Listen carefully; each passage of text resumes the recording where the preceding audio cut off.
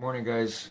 If we accept the idea that we are the programmers and that we can write the program, the final part of it is to live and run the program.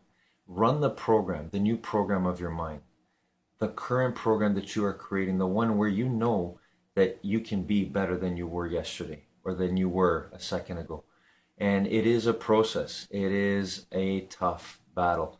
But if you commit to it and if you live it and run the program that you write down and create for yourself, you are going to see incredible changes.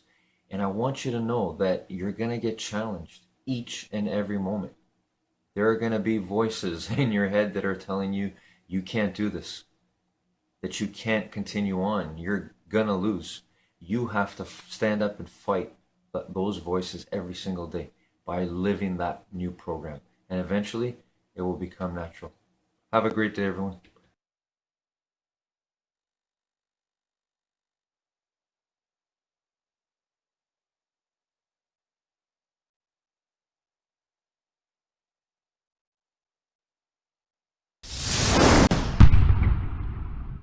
Add small goals. Now, if that doesn't work, like if you can't make the goals small enough to achieve, it might be that you're not being humble enough with regards to your conceptions of your own ability. But you can tell if the goal that you put forward is a reasonable one if you're actually implementing it. Because if you're not, then by definition, it's not a reasonable goal. Like let's say you're sleeping all the time and your room is just a bloody complete disaster. And you think, well, I should clean up my room. It's like, well, maybe you can't, but maybe tomorrow you could hang up 2 shirts, or you could move 2 shirts from your bedroom to the laundry room, or you could bag up a bag of dirty clothes that you could conceivably take to a laundromat. And you just do that one thing, If your room's a catastrophe and you do that one thing and then you did one thing like that for 15 days or 20 days, maybe your place would be in order. And so the trick is to get the trajectory right. Okay, good guys, listen, I disagree. Do not make reasonable goals, make SMART goals, S-M-A-R-T. That way your goals are specific, they're measurable, they're achievable, they're realistic, and they're time bound. Because realistic, what was the thing again? Reasonable, that doesn't work. You gotta have a system. They gotta be SMART goals. Because anyone can make any type of reasonable goals, that's why you don't get them achieved. Once you make your SMART goals, then commit to your SMART goals. I'm heading over to Evan and Drew next. Let's go! What do you got, Drew? Well, so I'm pretty sure what he was trying to get at is if you're having trouble getting your goals done, you're probably trying to do too much with your goals. So he's really getting it at the essence of how do I shrink this down to the minimum step to get to the next step so that you can continue to build on that chain and get those wins. Yeah, I mean, think at the beginning. If you're having a hard time getting started, I think the biggest thing people are missing is usually just momentum. It's like a lot of times people create these giant goals and they don't believe that they can do those giant goals. So the big goal is awesome. I like dream big and act small. Big goal, what you're trying to change the world. I want to solve the world's biggest problem. People don't believe in themselves enough, right? And act small. It's like, what are you going to do right now, today, to make progress? We're here in Las Vegas at an event. We had a couple extra hours, I guess, before we have to go. I'm like, you know what? Let's make some content. That's right. So we've got this camera jigged up against a pole, like a light, and we're sitting here in my hotel room because it's the only quiet spot we could find at the resort here, and we're looking out a window. And so for everybody who's trying to get there, they got this big goal of I want to be a YouTuber. I want to get my YouTube channel going. We're here at a Grow with Video live conference. There's gonna be a lot of people here who want to start their YouTube channel. And they're stuck in their head with all the things they think they have to have, right? Like I have to have the perfect camera and perfect light and perfect gear and everything. And we're here in my hotel room with no microphone, with a phone attached to a light, and we press record and we go, right? And so it's like the big goal of where you want to go and the world you want to create, and like what are you doing right now? Because the idea alone isn't enough, and the plan alone certainly isn't enough. And the biggest thing I think most people are missing is just momentum. Commitment, momentum, set your SMART goals, no milestones, and everything that these guys just said. Okay, so first step. What's the first step? Somebody's got a big goal. Think about somebody coming here. They got a big goal. I want to launch my YouTube channel. I want to build with video. I got Dan's getting hot. The heat is turning up. I feel like I have to sit extra tall here. Because it's Vegas, baby. Anyway, okay. So somebody's at the beginning of their journey. They've got this giant goal, and all they're doing is stuck in planning. They're planning to plan. They're getting ready to get ready. What do they have to do, guys? What's the first action step you could take right now? So that creates the momentum. It's taking the action. So what can you act on right now to get you closer to your goal?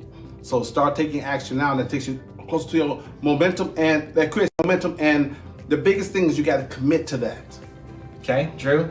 All you have to do is decide what you're going to do and just start doing it. A lot of times we feel like there is a transformation that has to happen, but a lot of times the transformation is really just in the action of doing the things to move toward what it is you're trying to achieve. You know, if you're trying to build a 1 million subscriber YouTube channel, if you're not taking the time to just shoot that first video and getting that sucky video out of the way, then you're just holding yourself back until you actually take the moment to hit the record button and say, I'm gonna do this. You aren't gonna give yourself the win that you need to take that first step. Zane wants to get back in. He's itching. No, this is good. This is good. I mean, again, you know, like you said, you got to get started. You got to take the action. And worst case scenario, if you can't take the action yourself, get someone to help you take the action. Because we get more done with other people than by ourselves. So you just got to start. You got to take action. Yeah, the first step feels so big. It feels so big. But then once you actually take that first step, it's a lot easier just to keep going. Don't make the first step some giant impossible thing that now you need a huge team and venture capital and all of this stuff to get started. The first step is gonna be small, it's gonna suck. Ooh, I like It's gonna that. make you sweat. Yes. And go and make it. And then when somebody asks me, well, how did you feel about that thing that happened yesterday, that video that sucked yesterday, or whatever we put out? I said, I don't know, because I'm worried about the next thing. Because you're building momentum towards the next thing. Zane's shaking. I don't know if This he wants is to, good. This I don't know is if he wants to good. join This is in, good or he's stuff. just I getting, do want to am I join gonna in. get This an is amen good. or something? I This don't know is what's good. happening over here. But it's like you're so stuck on the thing having to work that then we stop the momentum. So if today's video sucks, who cares? You're building tomorrow's video, and then the next video, and the next video, and each one you'll get better. And guys, one more thing. Please be okay, because you might get it wrong before you get it right. You will get it wrong before you get it right. That's right. And you're going to suck before you succeed. But make it okay, because we fell our way to success. How do you learn how to walk? You fell down first as a little kid. You got back up, fell down, got back up. Now you can walk. How do you learn how to run? You fell down. You know the process. This is a process. Success is a process. So it's okay to fail before you succeed. You're going to fail your way into success. So you're going to get it wrong before you get it right, but you're going to get it right if you keep doing it. So keep taking action. Also, to make sure you're actually taking action after watching this video, I've designed a special free worksheet just for this video. The worksheet will highlight all of the lessons learned in this video, as well as pull out our 3 favorite learnings and quotes that will inspire you to actually do something. The worksheet will also give you space to write down what your key takeaways are and your specific plan of action to make sure you're getting results. If you want the worksheet designed specifically for this video, absolutely for free, there's a link in the description below. Go click on it and start building the momentum in your life and your business. I'll see you there.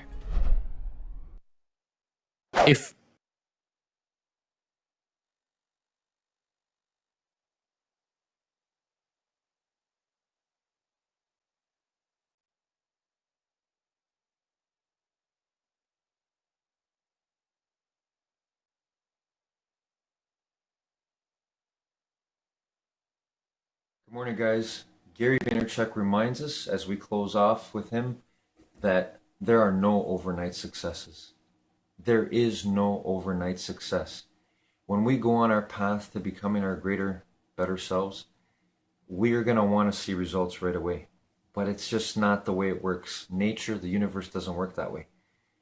You can become successful and achieve anything you want, but it takes time. And it's not an overnight success. We have to put that thought in our heads. We have to realize that we have to enjoy the process of becoming our greater selves. So Gary Vaynerchuk reminds us of this all the time. And you look at his story, if you look him up, it's taken him, well, I don't know, maybe 20 years of just pure, relentless, hard work at his business and becoming and developing the mindset he has. So let's remember from him as we go on our path. Have a great day, everyone.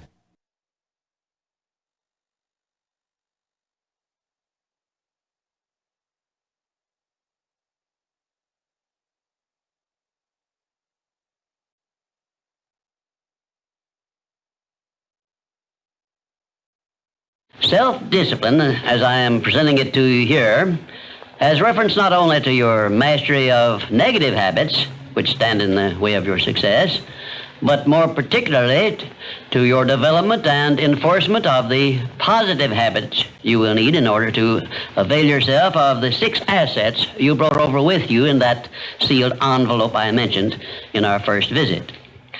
Now let me give you a list of the more important things over which you will have to exercise self-discipline before you can embrace and use the great master key to riches. 1, you will have to gain mastery over your tongue by acquiring the habit of thinking first and then speaking after you are sure that what you say will benefit you and not injure others. A loose tongue often is one's greatest liability. 2, you will have to exercise self-discipline in mastering the common tendency to strike back at those at whom you have a cause, real or imaginary, for a grievance. You must remember that everything you do to or for another, you do to or for yourself, because your every thought and every act which benefits or injures another person comes back to you in kind, greatly multiplied. So, if you feel that you must slander another person, do not speak it, but write it. Write it in the sands near the water's edge, then move away from it until the tides have flown. 3, you will have to exercise self-discipline over all of your emotions, particularly your emotions of love, hate, fear, and sex. These are the big 4 of your emotions, and they can make you or break you according to the extent of discipline you exercise over them. 4, your mental attitude needs discipline and control at all times. Lacking this discipline, it can, and it often does, drive away friends, destroy opportunities to get ahead, brings on physical and mental illness, develops stomach ulcers, and makes peace of mind impossible. 5, I have reserved the emotion of sex for special mention, because failure to exercise self-discipline over this emotion probably heads the list of all the causes of personal failure. The emotion of sex is the most powerful of all emotions, and it is nature's great creative instrument with which all species of living things are perpetuated. The proper means of self-discipline of the emotion of sex is transmutation, the control and direction of this great emotional feeling toward the attainment of worthy purposes, such as the fulfillment of one's major purpose in life. The great leaders, artists, orators, industrialists, and professional people have learned the art of sex transmutation through the proper system of self-discipline. Because of the delicacy of the subject of sex emotion, I am limited as to the information I can give you about it on this visit, but I have covered the subject much more in detail in some of my books. And 6, your stomach also needs discipline through the proper habits of dieting and fasting, because information on dieting and fasting should come from your own doctor. I will not go into details concerning them, except to call your attention to the need for knowledge on this subject. Personally, I attribute my sound physical health mainly to the habits of dieting and fasting, which I have developed through the years. And 7, you will need to exercise self-discipline in relation to religion and politics, because our country, which is the most acceptable form of society civilization has yet produced, is made up of people of varying beliefs in connection with both of these subjects. To be happy and prosperous in our country, we must learn to live and to let live, to give others the privileges we ask and demand for ourselves. And this often calls for strict discipline over self. 8, But I have reserved until the last my reference to the most important circumstances over which you must exercise the strictest of self-discipline if you are to embrace and use the great master key to riches. I have reference to your profound privilege of taking possession of your own mind and directing it to whatever ends you may desire. You cannot take possession of your own mind or direct it to definite ends without a practical system. I have devoted the better portion of my past life to the revelation and presentation of such a system. And I know that this system works because it has been successfully used by many millions of people throughout the world. The system is not only practical and workable, but it is so simple that anyone who is ready for it may master it and use it successfully. Its use does not call for a genius nor a great amount of formal education. It calls only for a will to take possession of one's own mind and a definite purpose to which the mind is to be directed. Self-discipline by Thomas A. Edison made him the world's greatest inventor, who revealed to mankind during the first half of the 20th century more of nature's secrets than had been uncovered during the entire previous history of civilization.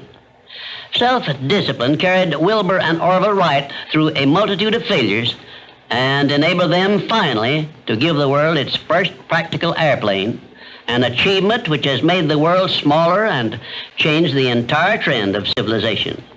Self-discipline helped Helen Keller to triumph over deafness, blindness, and dumbness, a combination of afflictions such as most people never experience. Self-discipline helped me to carry on through years of heart-aching discouragement and defeat, and give the world the first practical philosophy of success based on the know-how gained by hundreds of men and women who spent a lifetime by the trial and error method in discovery of the principles which lead to personal success. Self-discipline is among the top-ranking features of all the great religions, including, of course, the Christian faith. And there are some people who believe that our major purpose on earth is that of developing wisdom through struggle and self-discipline. One thing is certain: no one ever becomes very wise without the aid of self-discipline, and no one ever finds peace of mind and happiness without the strict exercise of self-discipline. Self-discipline is the only means of transmuting sorrow into faith. It is the only means by which we may transmute hatred of others into the milder emotion of sympathy for them.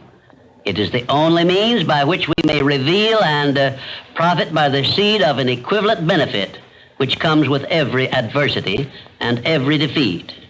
It is the only means by which we may shut out of our minds the deadly effects of past experiences of suffering and unpleasantness. And it is the means by which we may discover that other self we carry around with us, that self which has great capacity for belief and does not become influenced by failure and defeat. Self-discipline can give us freedom from the fear of death, the most difficult to master of all of our fears. It can free us from the disease of hypochondria, the fear of imaginary illness with which so many people suffer and sometimes die. Self-discipline is the means by which we may think our own thoughts, live our own lives as we wish to live them, and remain forever free from the evils of fears and limitations which we have inherited from the dark ages before the dawn of civilization. The Creator never gives one an asset or benefit without passing along with it the means by which it may be embraced and used. Self-discipline, therefore, is the means by which the Creator provided us with a method of embracing and using the only thing over which we have unchallengeable control, the power of our own thoughts. Hey, it's Evan Carmichael, and this channel was created to help you overcome the #1 challenge that is holding you back, a lack of belief in yourself. You watch these videos because you know there's something more inside you too. You've got Michael Jordan level genius at something. So today, let's live your best belief life and learn this special wealth formula. Enjoy. Rule number 2, develop a positive mental attitude. As I have suggested in previous visits, a positive mental attitude can clear away all obstacles which stand between you and your major purpose in life. Because of the importance of the subject of our visit, I shall not only tell you that a positive mental attitude heads the entire list of the 12 great riches in life, but I am going to give you explicit instructions as to what you must do to keep your mind positive. In all the success books I have written, I have never suggested to my readers what they should do without clearly telling them how to do it.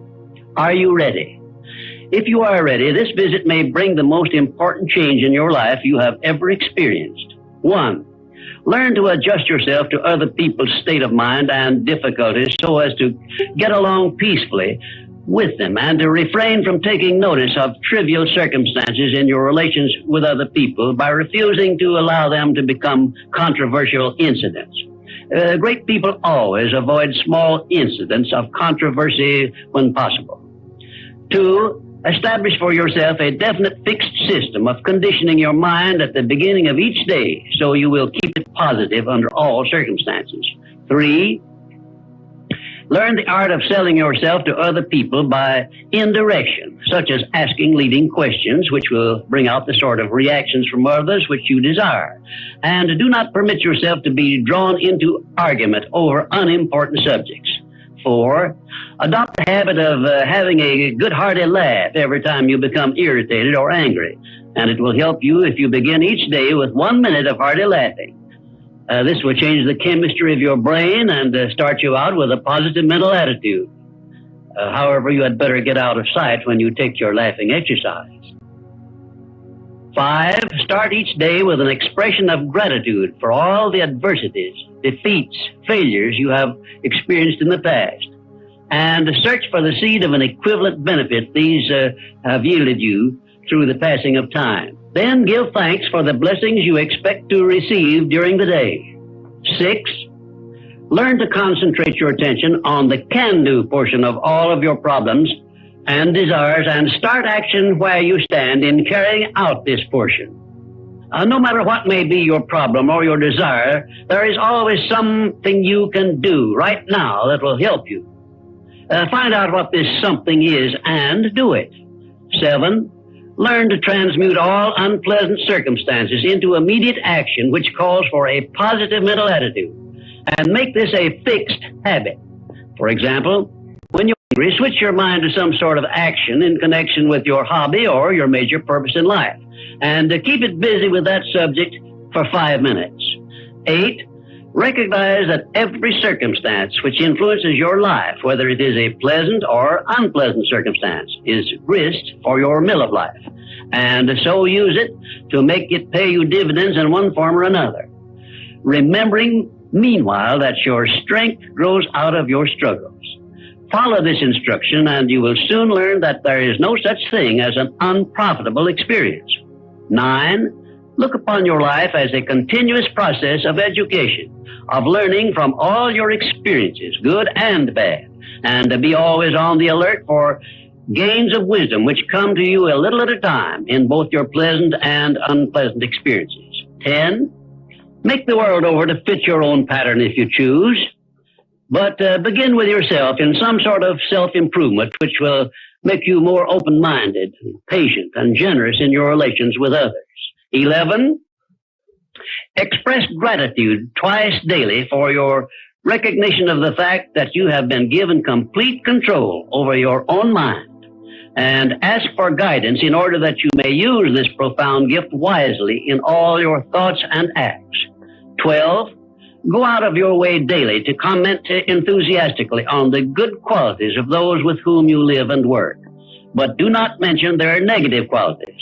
Then observe with benefit to yourself how quickly others will begin to concentrate on your good qualities. Remember, I'm still talking about how to keep your mind positive. And 13, accept all criticism of yourself as an occasion for self-examination to determine how much of it is justified, and you will be sure to make startling discoveries about yourself which will help you to the remainder of your life. 14, do not accept from life or anyone else anything you do not desire.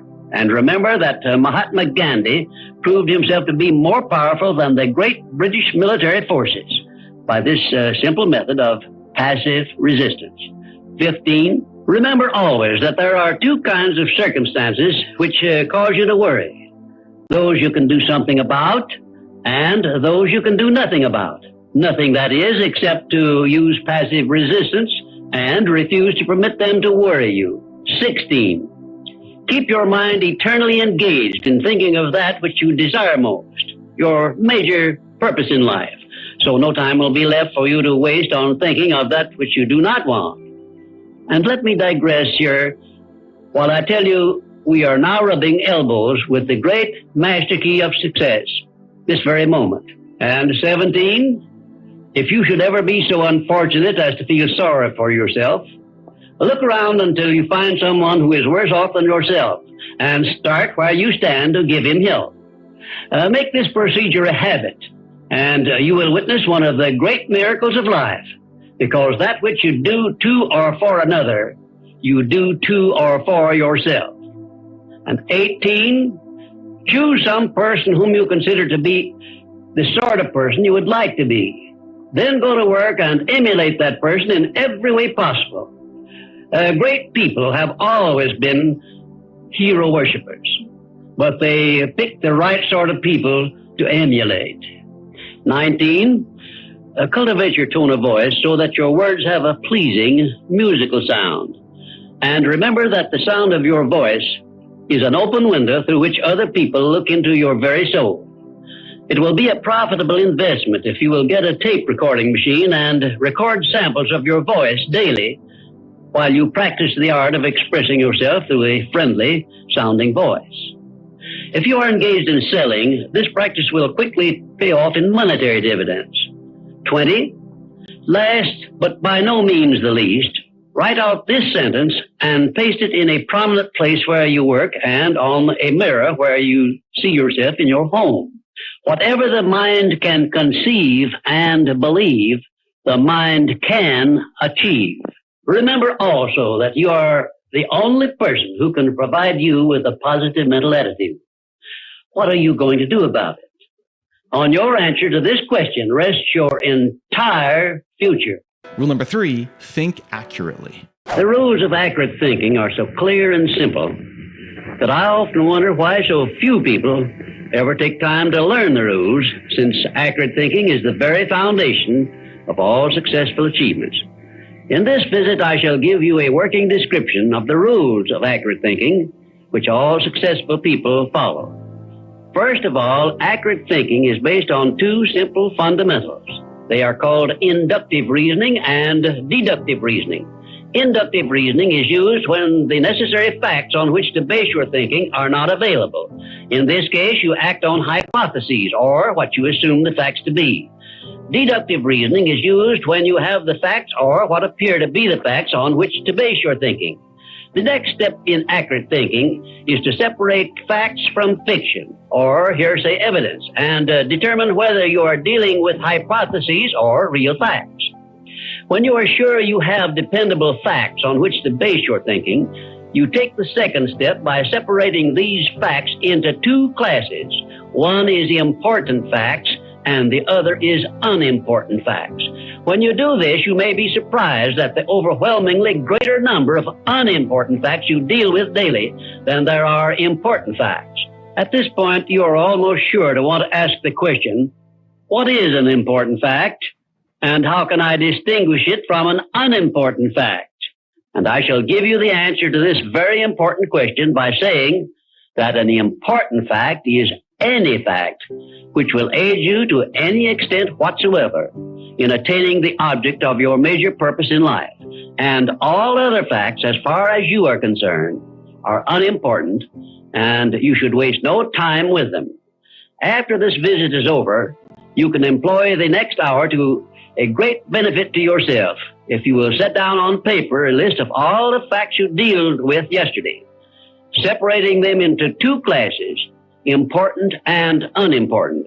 As a matter of fact, you will make a profound discovery regarding accurate thinking if you follow the habit of daily taking inventory of all the facts that claimed your attention during the day, putting them down on paper in two separate columns, one labeled important facts and the other labeled unimportant facts. Now let us turn our attention to the subject of opinions and see to what extent loose, unsound opinions are mistaken for accurate thinking. To start with, let us recognize the truth that most opinions are without value because they are based on bias, prejudice, intolerance, guesswork, hearsay evidence, and out-and-out ignorance. These are harsh words I'm using, and they represent the source of most of the tragedies of life which people meet with unnecessarily. And I would say that of all the tragedies which cause misery and failure, none is more merciless or destructive than those which grow out of the indifference of people who make no attempt to learn how to think accurately. I shall never forget an experience I had with President Woodrow Wilson while I was working for him during World War I. I asked the president what effect he believed World War I would have on civilization, and his reply was brief, but it was a masterpiece which you should remember as long as you live. "I cannot answer your question," said the president, "because I have no facts on which to base an opinion."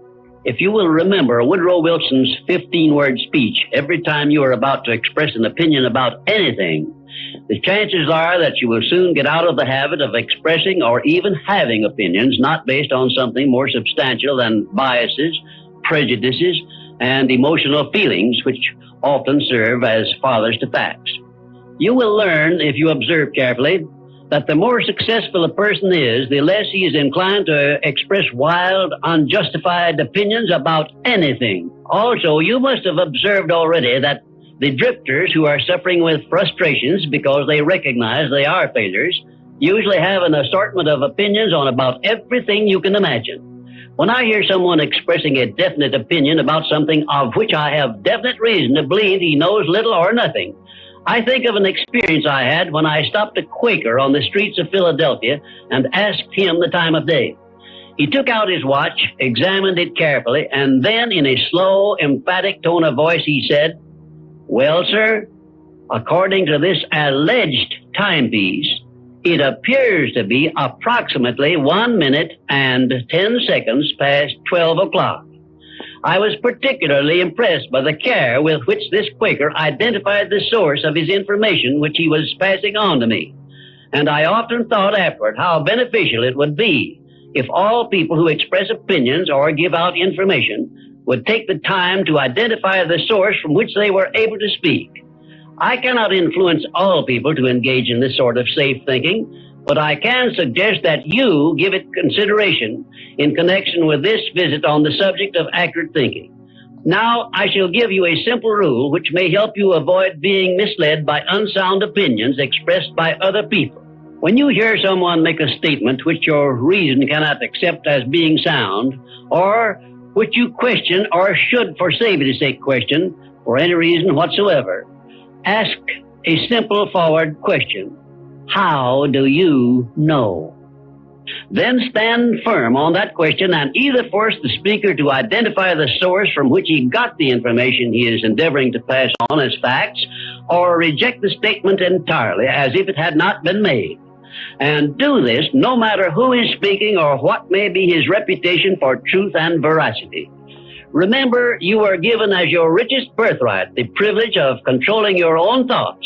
Therefore, treat this divine gift with the profound respect to which it is entitled, and do not allow anyone to do your thinking for you, or to influence your thinking in any manner whatsoever, except by the rules of accurate thinking I am passing on to you. Follow this procedure regardless of what people think or say about your method of thinking. If they wish to call you a cynic or a doubting Thomas, let that be their misfortune. But for your own good, go right on thinking by rules which will save you from many mistakes and tragedies throughout your lives. Now I will give you 7 rules to follow, which, if you memorize them and follow them as a daily habit, may bring you top rating as an accurate thinker. 1, never accept the opinions of other people as being facts until you have learned the source of those opinions and satisfied yourself of their accuracy. 2, remember that free advice, no matter from whom it is received, will bear the closest of examination before it is acted upon as safe. And generally speaking, this sort of advice is worth exactly what it costs.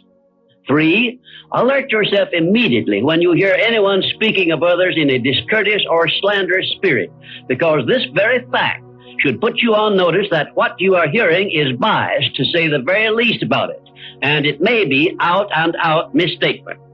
4, in asking others for information, do not disclose to them what you wish the information to be, because most people have the bad habit of trying to please under such circumstances. Well-measured, tactful questions can be of great benefit to you in thinking accurately.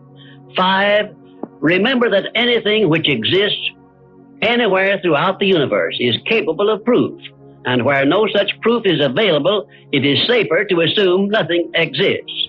6, one of the great unexplainable miracles consists in the fact that both truth and falsehood, no matter by what means they may be expressed, carry with them a silent, invisible means of identifying themselves as such.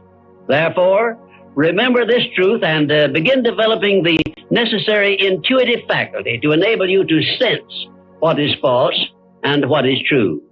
7, follow the habit of asking, how do you know, when anyone makes a statement you cannot identify as true. Follow this habit faithfully, and you will see many persons squirm and turn red in the face when you insist upon a direct reply. The most accurate thinkers are the scientists. They investigate with open minds and never allow their wishes to become the fathers of facts, but deal with each fact as it is, not as they would like it to be. Now, one final word of warning I feel I should leave with you.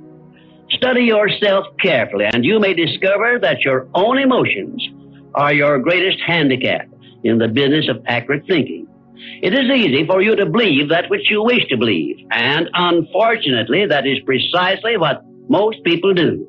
This is a method by which many people condemn themselves to eternal failure and defeat, and it is a method which opens wide that sealed envelope which contains the list of penalties they must pay for neglecting to take possession of their minds and use them for constructive ends beneficial to themselves. Rule number 4, have faith.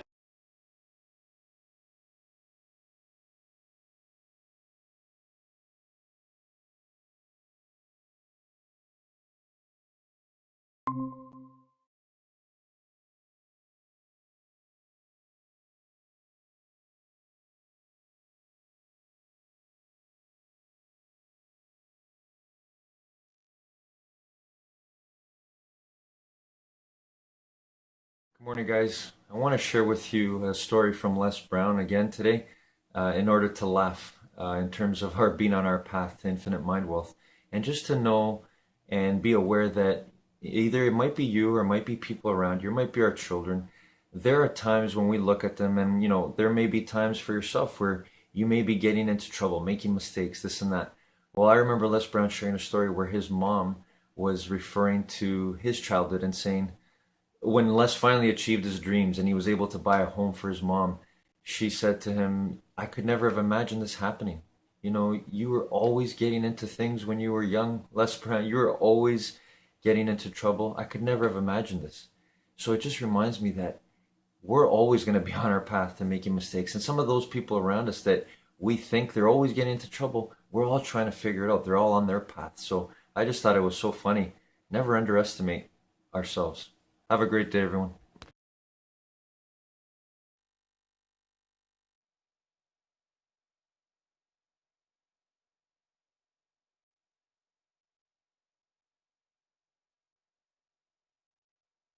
Everybody knows about placebos, right? They were only discovered in World War II, and it was discovered by accident. This doctor ran out of morphine, and he's treating these people that are badly injured, and you need the morphine not just so they're out of pain, but so they don't go into shock. And the actual person who discovered this, who gets no credit, was the nurse, because the nurse handed him a syringe and said, we've got some more morphine. So he believed it, and he said, you'll be out of pain in just less than a minute. Wow. He injected them, and in every case, none of them went into shock. 90% of them were out of pain, and they used nothing. It was saline, right? So after World War II, he went back to Harvard, and he was the person that created what we now consider to be the double-blind studies, which are always compared to a placebo, right? And what most people don't know is the bigger the placebo intervention, the more powerful the mind believes it. So a small pill is less effective than a big pill.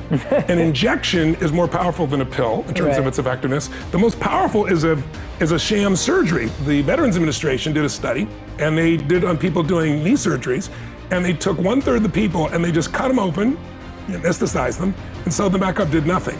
A year later, this group, the group that had no surgery, had the least amount of pain, the most amount of flexibility, and so they stopped funding those surgeries. But that's how powerful it is. It's even more than Harvard did a study where they took barbiturates, made these big red pills, and said, this is an amphetamine, you need to prepare your body because you're gonna speed up. They didn't give them something fake, they gave them an actual drug that slows the body down and the body sped up. So most people don't understand the power of the mind. And so what I try to do is show people, even in this book, here are the things that you can do to take control of your mind, because if you take care of your body and then you don't take care of your mind and emotions, you're gonna be miserable. Need motivation? Watch your top 10 with Believe Nation. Hey, it's Evan Carmichael, and I make these videos because you are probably the most ambitious person in your circle, but you know you're capable of more. And you get that push by surrounding yourself with the best. So today, let's learn from one of the best, Tony Robbins, and my take on his top 10 rules of success. Enjoy. Rule number 2, chase joy and happiness. 41 years of my life, I've been obsessed with trying to find the ways to help people have a greater quality of life, whatever that is for them. Life on their terms, not my idea of what a quality of life is, but theirs. And people come to me all the time and come to events and they want to transform their business, or they want to transform their body, or they want to rebuild or deepen a relationship or create one, or they just want to feel joy or happiness. We're all pursuing all these things, but really it's just this experience of life at its highest level that we're all searching for. And over the last few decades, early in my life, I figured I didn't have much control of my external world. There was so much suffering that I figured I got to master that. And so I worked hard and for decades learning from the smartest people I could. How could I achieve, succeed, break through, master myself, push myself? And all those tools you could call maybe the science of achievement. It's like, how do you take what you envision and make it real? How do you go from, having possibility to actually creating that in your life? But as I experienced that over the decades, I also noticed that so many people who are great achievers were just not happy.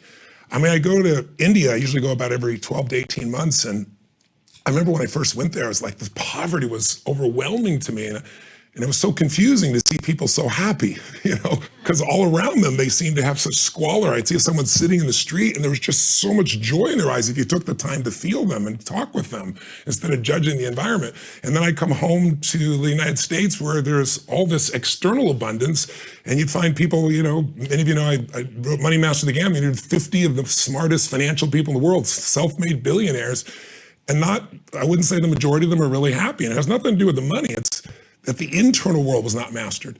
So if there's two sciences or two master skills, I think, in life that we want, it's like if we took East and West and put them together and we didn't make the other one wrong, we'd say, hey, it's mastering the science of achievement, but also the art of fulfillment. And of the two, for the last 4 or 5 years, I've been traveling the country, really trying to get people to feel and experience the beauty that comes when what's inside is great, regardless of what's outside.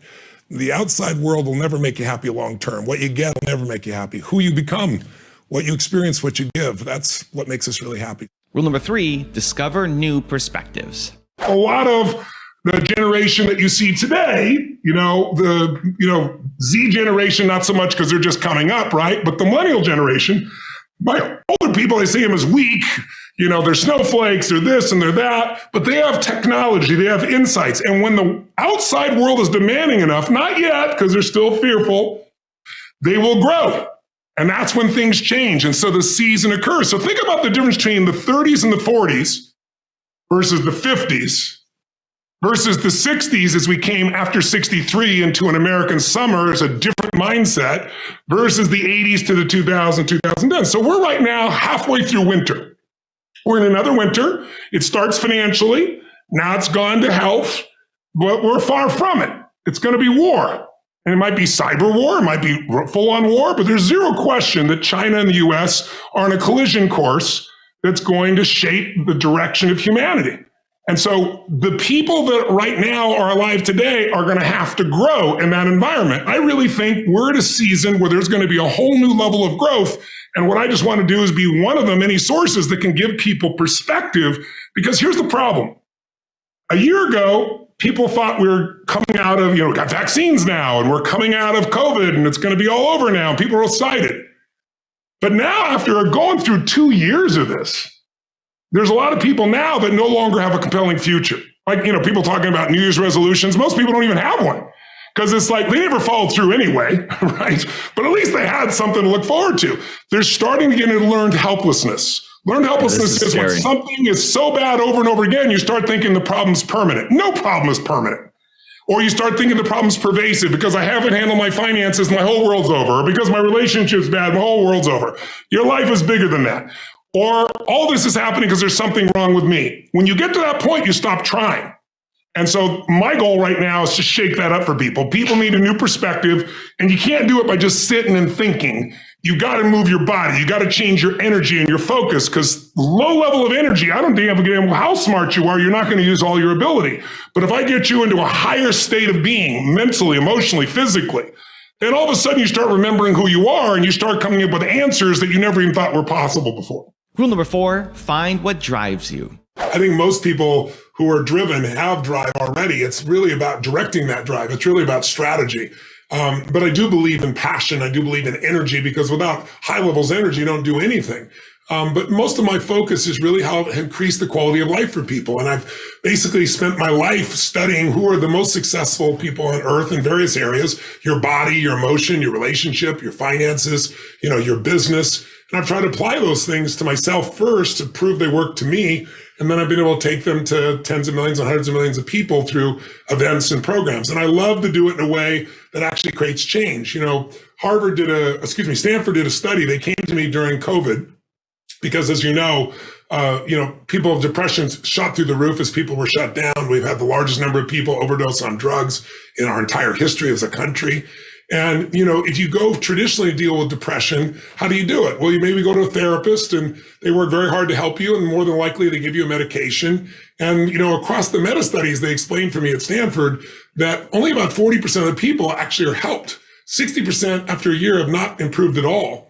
The 40% that do improve, if you go across all the meta studies, the average improvement is about 50%. They're half as depressed as they were. Now, some people are totally cured and some people not at all, of course.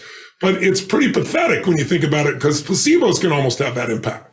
Yeah. And so they came to me and they said, Tony, some of the people from the Stanford genetics lab actually attended my Date with Destiny seminar. It's a 6-day total immersion program where you basically find how your brain creates meaning, how you value things, how to shift that. And they were radically shifted. One was very depressed. So they said, there's no real data. Would you be willing to do a study on how using no drugs, what kind of impact we could find? So they took a group of people and they did a group. They modeled the most successful study ever, Dan, was done recently, 2 years ago, I think it was at Johns Hopkins. They used psilocybin, which is basically magic mushrooms, and therapy for a month. And they produced a result unlike anything you've ever seen. 53% of the people after 30 days had no symptoms whatsoever of being depressed, which it's like 4 times more than you would normally see. And so, but unfortunately, it's an illegal drug, and they're still trying to figure out how to utilize it. So they wanted to use this event. So they put one group and they mirrored them. They had a group do positive journaling from Stanford, and then the group that went through the seminar. And about 17% had ideatic focus on suicide. The rest were depressed, clinically depressed. And after 30 days, this is the part they couldn't believe. They literally double-blinded this twice by 2 other organizations because they just couldn't believe it. 100% of the people were absolutely free of any symptoms, and none of them had ideatic suicidal thoughts at the end of 30 days. Then they did a study following people 11 months later from the general population who went to one of my programs digitally for 4 days, just the weekends, called Unleash the Power Then. And they found 70% reduction in negative emotions, 52% increase in positive emotions, 48% drop in anxiety. But 11 months later, they still had the same numbers, and it was still COVID. That's why they did 11 versus 12 months. So there are tools out there that can make a difference. And so to think that's motivation, certainly knowing what drives you is important. If you're overweight, what drives you is food, right? Let's be honest. Everyone's driven. The question is about what? Are you driven to relax? Are you driven to change the world? Are you driven to get healthy? And so my focus has really been finding those strategies. And I'm really excited. I've been doing this this is my 45th year doing this. I started when I was 17, believe it or not. I'm 62. And I've seen just about everything you can imagine in 195 countries working with people. And you discover that it's just patterns. Like, you have extraordinary patterns. I'm not blowing smoke. You and I are good friends, but I was blown away by you as a man, and not only as a leader, but as a human being. Also, to make sure you're actually taking action after watching this video, I've designed a special free worksheet just for this video. The worksheet will highlight all of the lessons learned in this video, as well as pull out our 3 favorite learnings and quotes that will inspire you to actually do something. The worksheet will also give you space to write down what your key takeaways are and your specific plan of action to make sure you're getting results. If you want the worksheet designed specifically for this video, absolutely for free, there's a link in the description below. Go click on it and start building the momentum in your life and your business. I'll see you there. Rule number 5, use pain to grow. Why is it that we often wait to experience pain before we decide to change a part of our lives, make a different choice, to create a shift? Why is it that we wait so often for stress and pressure? I had that question was burning at me because, I was traveling around, had the privilege of this stage of life, traveling around the earth and working with people from every walk of life, right? 100+ countries I've worked in. And I'd see the same problems, even though you mean different cultures. Like, go to an Asian culture, it's not individual, it's about the group, right? But I'd still see the same problems. And then I got obsessed with it. Like, okay, what's the common human experience? Because I'm seeing the same problems, even though it's a different culture, even though it's different beliefs, right? And I began to realize that there are certain human needs, and there were 6 that I identified that I've used ever since, and it's helped me understand. And so one of those needs is certainty, and it's the base human need. Certainty that you can avoid pain and that you can be comfortable is the most basic need. It's a survival need, because if you have continuous pain, that's continuous damage. Continuous damage equals death, right? But what happens for people is most people, that first basic need is where they live. They don't grow. Another need, the second need, is uncertainty. Because ironically, if you're certain all the time, you're bored out of your mind. If you're completely uncertain, you're kind of freaked out. And a balance is not it. It's the ability to use both, enter both worlds. And then there's the need for significance, which is a big part of our culture today, thanks to social media. That need to feel special, unique, important, right?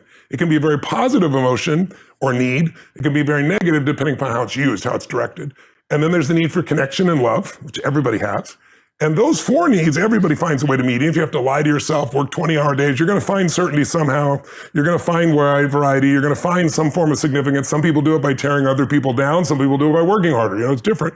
You're going to find some level of at least connection, if not love. But the final 2 are what make people feel alive, which is growing. Everything in the universe grows or dies, and contributing. Everything in the universe contributes or it's eventually eliminated by evolution. So those are the spiritual needs, growth and contribution, where you get beyond yourself. And I think that the majority of us don't take moves because of fear, and fear is just uncertainty.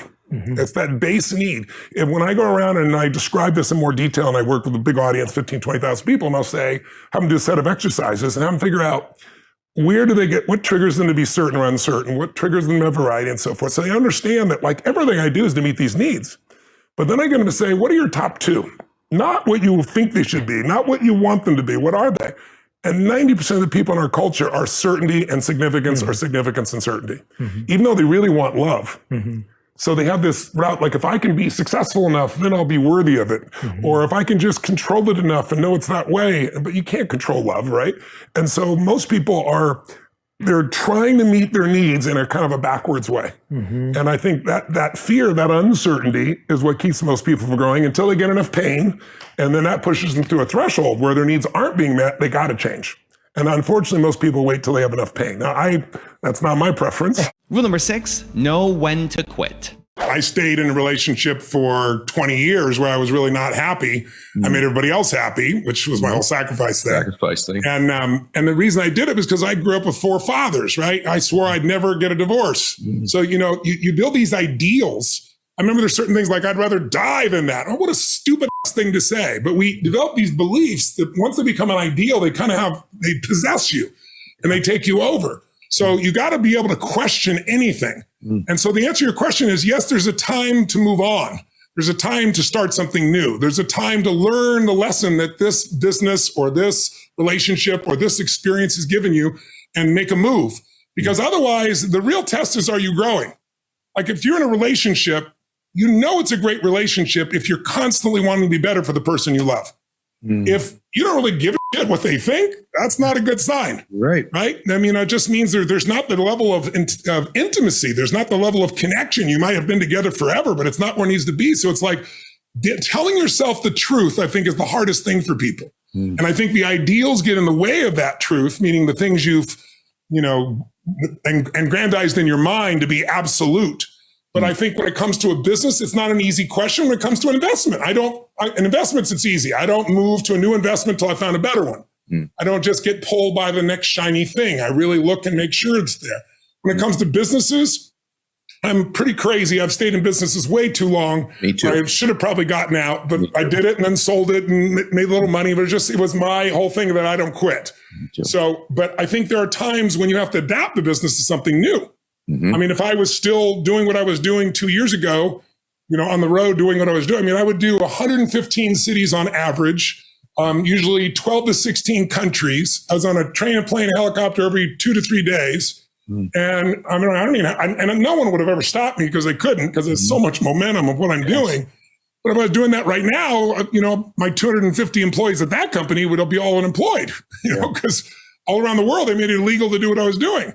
So you have to be able to tell yourself the truth about where you are. And also, though, not give up too easily by saying, where's the season of this business? Okay. Where's the development? Like if a business is really young, it's a toddler business, it's going to burn more cash than it's going to give you back. If it's if it's a business that's in that go-go phase, that teenage phase, you get overconfident, grows like crazy, and then you don't have the profits at some point when the sales slow down and you got real trouble. Is it a business that's aging? But also I got to look at what's the industry. Like I'll give an example. I have a friend, really good guy, maybe 44, 45 years old, prime of his life. Like you, Ed, really well put together. Takes care of his body, great mind, great mindset. Without giving his personal life away, he owns a very large business in Australia, dominates an industry. And the industry relates to big box office supplies. Okay. So I had him at one of my business seminars, and I'm walking him through these stages, just like a human being goes through life stages, so does a business, just like history, right? Yes. And if you know what stage you're in, you can do the right thing at the wrong time and you don't get rewarded. Yes. Plant in the winter, you don't get rewarded, right? Buy a house, sounds good. 2007, maybe not the best time, right? So it's like you got to take a look at where these things fit. Where is the real decision making here that makes this happen? So anyway, he's got this office supply business, and he's young and dynamic. So in his life cycle, he's in his prime. Yeah. His business is in its prime. He's worked for years. It's crushing it. But where's the industry? Is that a young business, a growing business? Yeah. An aging business? There's no question it's an aging business. And I said to him, you got to separate these out, because if you're using your brain intelligently, you got to sell this business, because even though you got a great business, the multiple is going to go down every year because the industry is going down. Yes. You take those resources and reinvest. So again, it's looking at things by telling yourself the truth, seeing what stage they're in, and seeing what stage the world's in. Because you might have the best idea in the world, but it's not going to work when everybody's shut in their homes, perhaps, depending upon what the product or service is. So you have to adapt. Rule number 7, be grateful.